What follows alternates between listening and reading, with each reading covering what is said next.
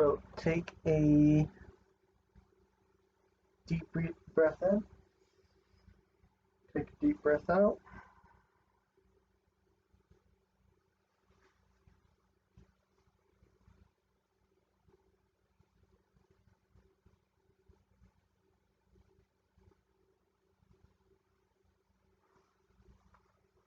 Take a deep breath in,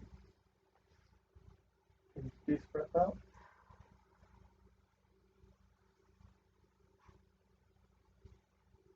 So the sulcus sign is not very prominent, but where it would be right about here.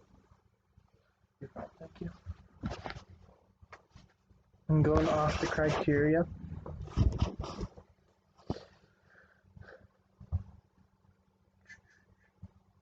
Forearm.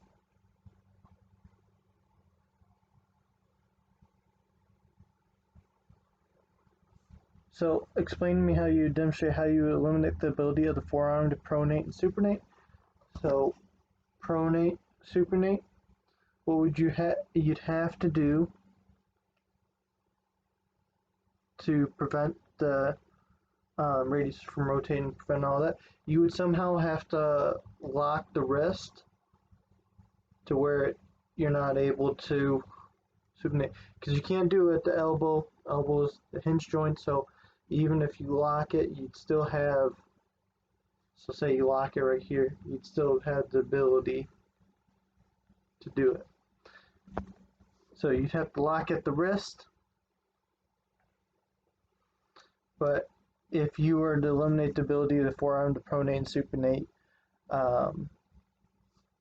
in a clinical setting, it devaluates the ability for the player to actually be able to play. So if you were to eliminate that,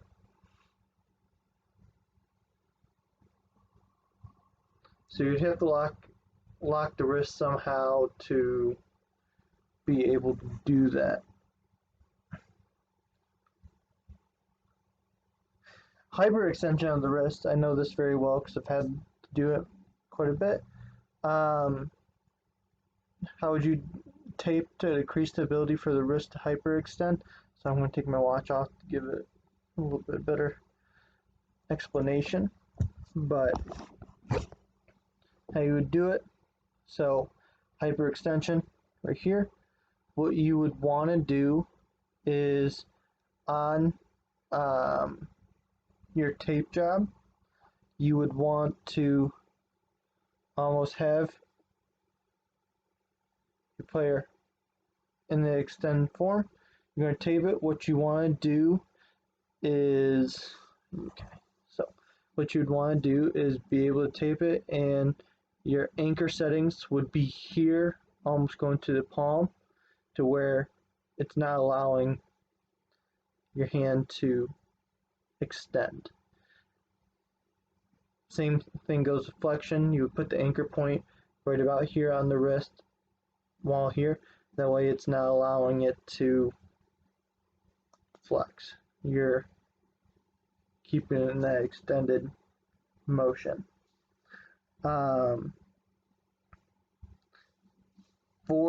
the hyperextension is the tape preventing acceleration or assisting deceleration. If you're thinking about it, so hyperextension, so you're putting it, it's